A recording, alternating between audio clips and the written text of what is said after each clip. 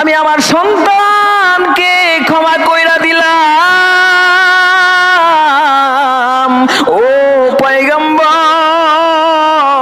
তারে আপনি আগুন দিয়া জ্বালায়েন না, আমি মা তারে ক্ষমা কইরা দিছি, তারে আপনি মাফ কইরা দেন। আমার সন্তান বেয়াদবি করতে পারে, খারাপ হইতে পারে, কিন্তু আমি মা হইয়া সন্তানকে আগুনে জ্বলতে দেখতে পারি না। এজন্য মাই সন্তানরে ক্ষমা কইরা দিছে। সঙ্গে সঙ্গে ওই সাহাবীর কালিমা নসিব হয়ে গেছে গা। কেমন মায়ের বদদুয়া, কেমন মায়ের দোয়া, কেমন মায়ের ক্ষমা। মায়ের দোয়া যেমন কাজে লাগে, মায়ের বদদুয়াও তেমনই কাজে লাগে, মায়ের ক্ষমাটাও তেমনই কাজে লাগে। এজন্যই তো সাহাবীর জবান দিয়া কালিমা চলে আসছে। দুনিয়ার জমিনে যদি তুমি সাফল্য অর্জন করবার চাও, তবে শোনো, মা বাবার খেদমতের কোনো বিকল্প কোনো রাস্তা নাই। আল্লাহর দরবারে কবুলও যদি হইবার চাও, মা বাবার খেদমতের বিকল্প কোনো রাস্তা নাই। আখেরাতে যদি তুমি নাজাত পাইবার চাও, মা বাবার খেদমতের কোনো বিকল্প রাস্তা নাই। এজন্য যুগে যুগে যত আল্লাহওয়ালারা চলে আসছেন, সবাই কিন্তু আমার মা, আমার বাবা এভাবেই আপ্যায়ন করে আসছে, মা বাবার খেদমত করে আসছে। সবাই কিন্তু মা বাবার খেদমতের পাশাপাশি জীবনটাকে পরিচালনা করেছেন। এজন্য পিতামাতার খেদমতের কোনো বিকল্প রাস্তা নাই। যদি তুমি দুনিয়া আখিরাতে সফল কাম হইবার চাও, তবে মা বাবার খেদমত করো। আল্লাহর হস্তে পায়ে হাত ধরে বলি রে যুবক, মা বাবার খেদমতের কোনো বিকল্প নাই।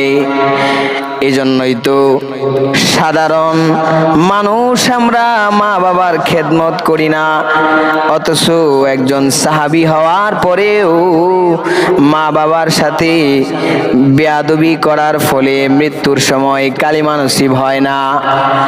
হযরতে আলকামা রাদিয়াল্লাহু তাআলা আনহু রাসূলের একজন জালিলুল কদর সাহাবী, মা বাবার সাথে বেয়াদবি করেছে, মায়ের সাথে দুর্ব্যবহার করেছে, ফলে মৃত্যুর সময় কালেমা আসে না, জবান দিয়া কালেমা আসে না। রাসূল কারীম সাল্লাল্লাহু আলাইহি ওয়াসাল্লাম লোক পাঠাইলেন, সাহাবীদেরকে পাঠাইলেন, যাও গিয়া দেখো, হয়তো তার মায়ের সাথে কোনো বেয়াদবি করেছে, এজন্য মৃত্যুর সময় কালিমা আসতেছে না, তার মাকে গিয়া জিজ্ঞেস করো।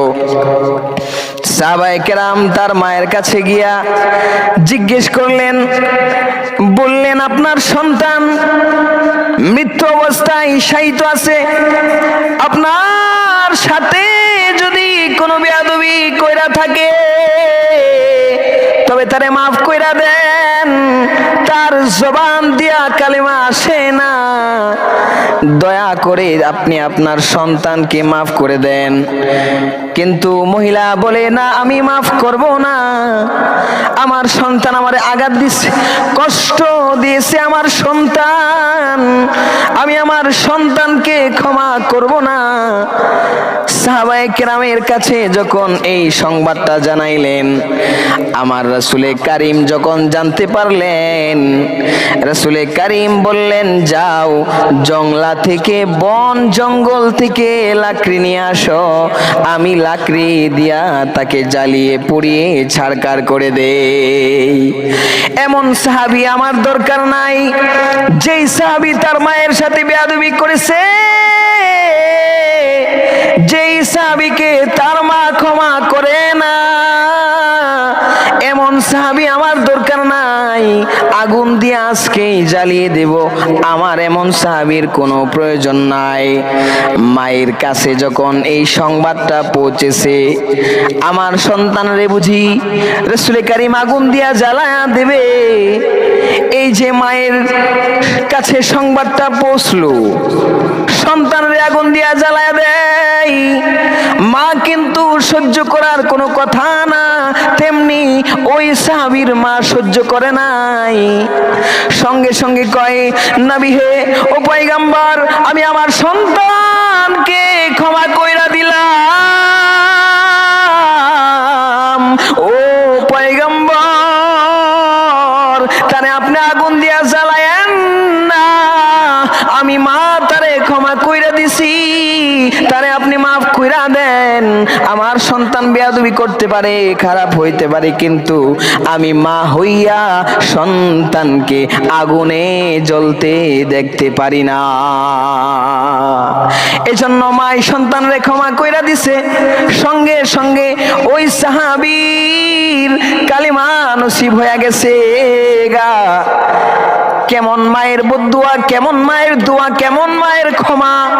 মায়ের দোয়া যেমন কাজে লাগে, মায়ের বদদুয়াও তেমনই কাজে লাগে, মায়ের ক্ষমাটাও তেমনই কাজে লাগে। এজন্যই তো সাহাবীর জবান দিয়া কালিমা চলে আসছে। ভাইরা আমার, এজন্য মা বাবার খেদমত করা দরকার। খেদমতে মা দর পেদর কোন এখতিয়ার, খিদমতে মা দর পেদর কোন এখতিয়ার, তাকে বাসি দরদু আলম বখতিয়ার। পিতা মাতার খিদমত করো, যেন উভয় জগতে তুমি সৌভাগ্যবান হতে পারো।